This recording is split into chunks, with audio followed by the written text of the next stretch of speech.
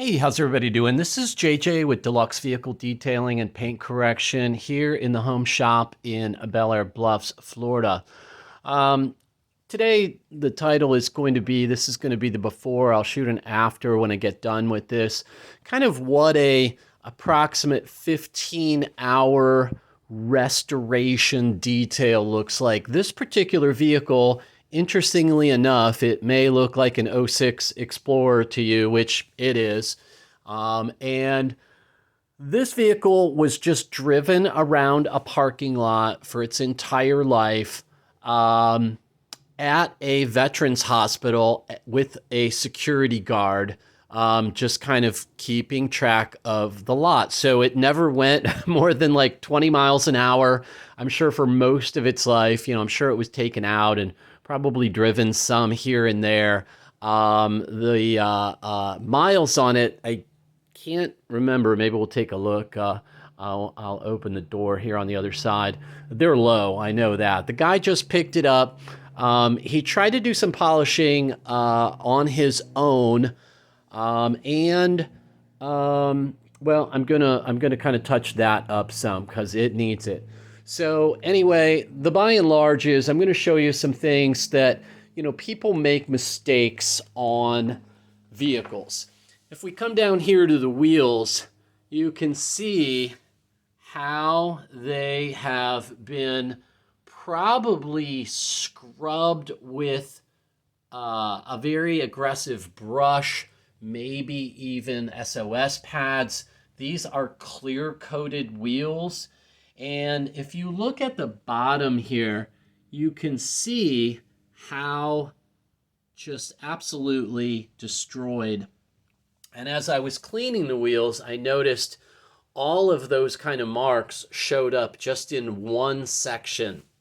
So clearly, whatever cleaner was used, it all ran down to one area and then just totally destroyed the clear coat and ate into the metal, and they are a mess. But there's a good example of why you should either A, let a professional do things, or B, you have to be really careful with the chemicals that you're using.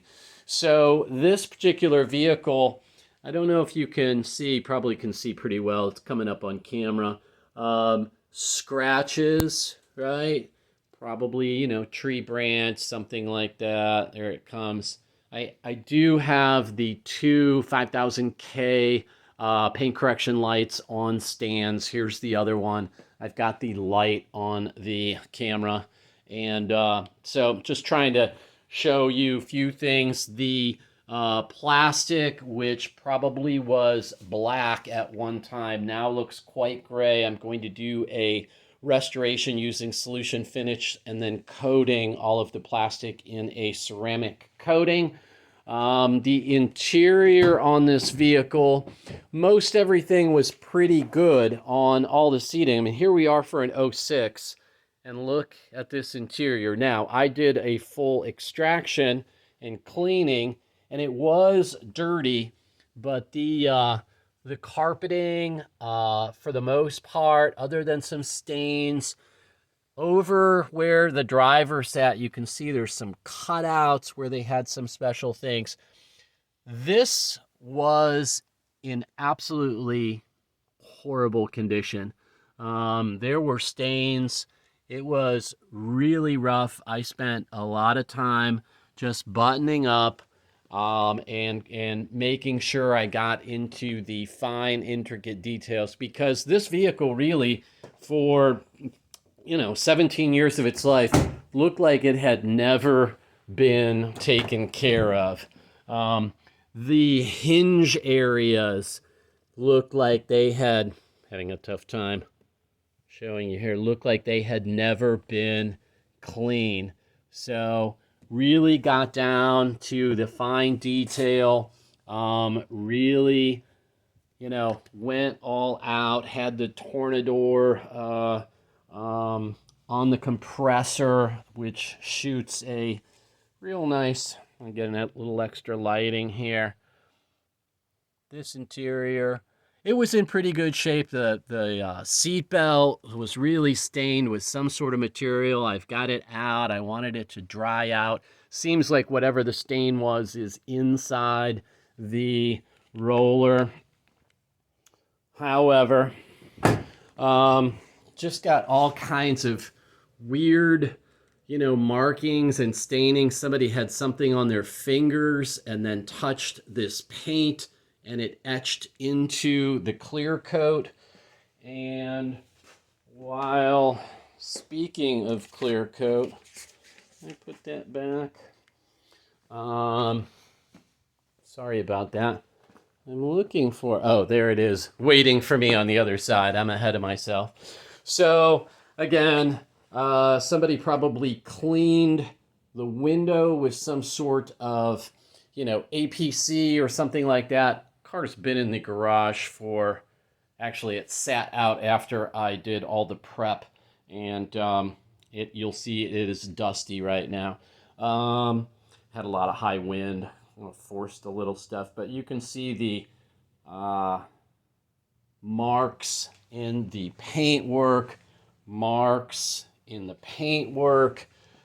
scratches to be somewhat addressed. Now, I did a quick paint depth gauge. There's the same marks over here. And let me move this back. I am going to also deep clean and do restoration on all the plastic door handles. And I will not be able to tell you the mileage. Again, strange marks all over the paintwork. Just basic neglect, really. And then we have the hood. So the owner got this, and there was some water spotting on the hood, and he took some polish and a microfiber towel and attempted to get you some nice lighting with the hand light here, the Astro Pneumatic 50 SL, which is a great paint correction light. They do have a new and improved light as well. So here is my paint depth gauge mapping that I do. Sorry if I just blinded you with the flashlight. So the important part here is what to look for as far as the thickness of the clear coat to paint and the primer. Now, my paint depth gauge does not separate these things, but what I use this as a guide to, that's the asterisk there, where, I'm looking at, these are in microns, 37 microns, 45, 47, really, really thin, right up over the windshield there. This is the top of the car. Here's the hood, and I've really got kind of lucky here. I think that this could have been a respray at some point in its life. We've got much thicker numbers here, 140s. I like to see 150s. I know I can really go to town. 110, 119, few lighter spots. But, look at these numbers here, in the 50s and 40s, 60s, 50s, 37.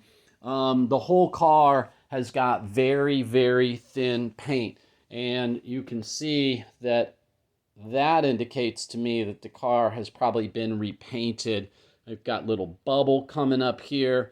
We've got a spot that's missing paint. So that's a good indication that somebody, took this and, went over the hood, something might have fallen on it, something like that. But you can just see that, again, good intentions, but take your stuff to a professional. He was trying to get some water spots out.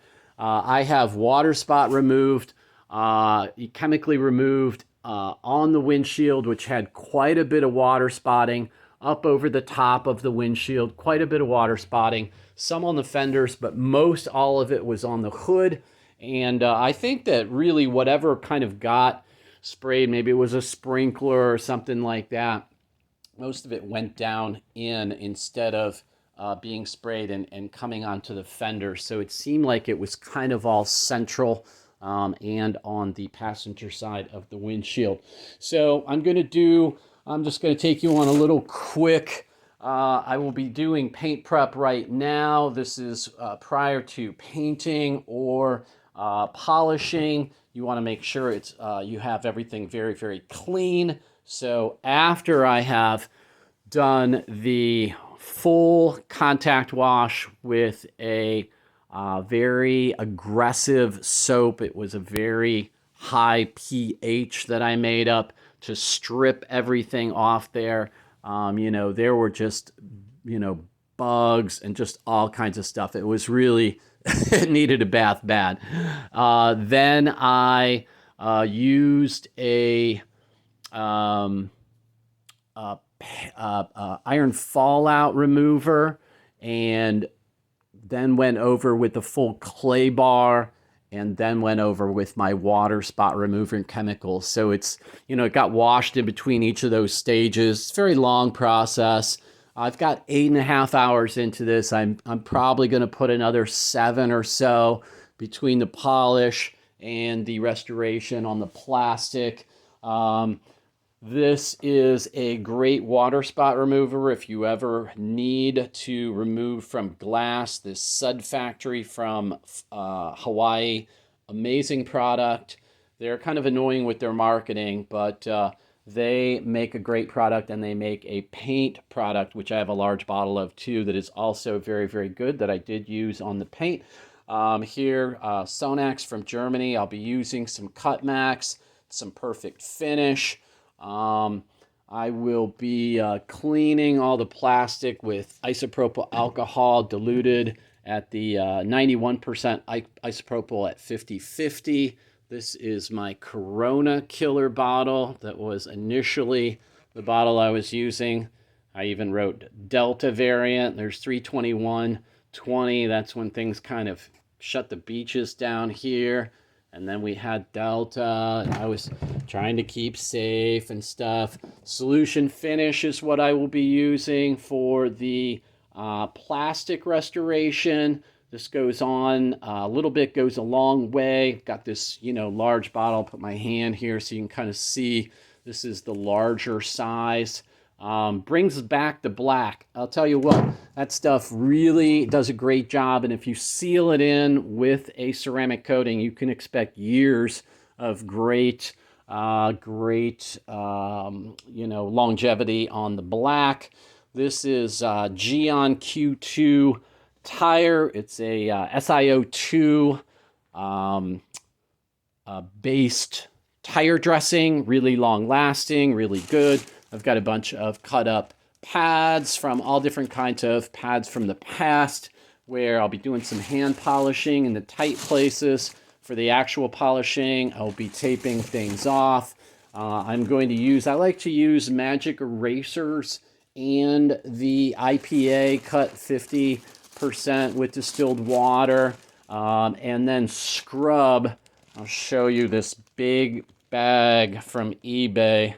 I don't know if any of this will help you whatsoever, but here is what you can look for. Scientific Park of the University of, whatever those words are.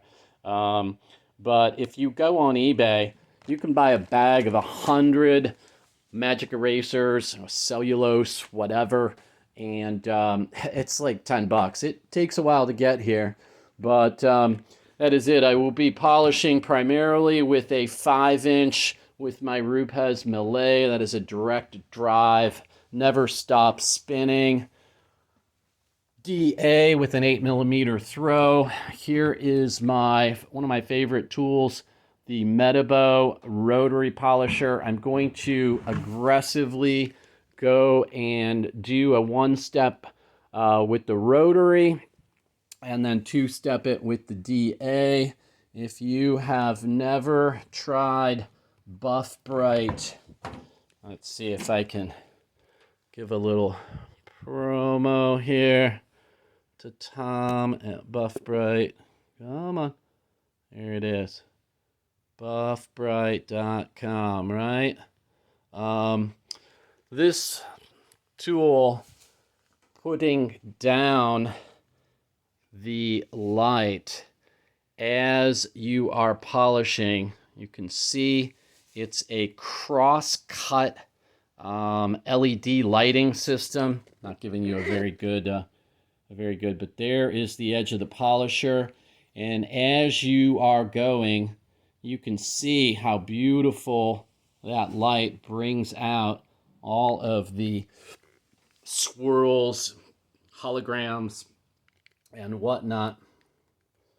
And it's just an amazing product. If you ever get a chance, order Buffbright if you use a polisher.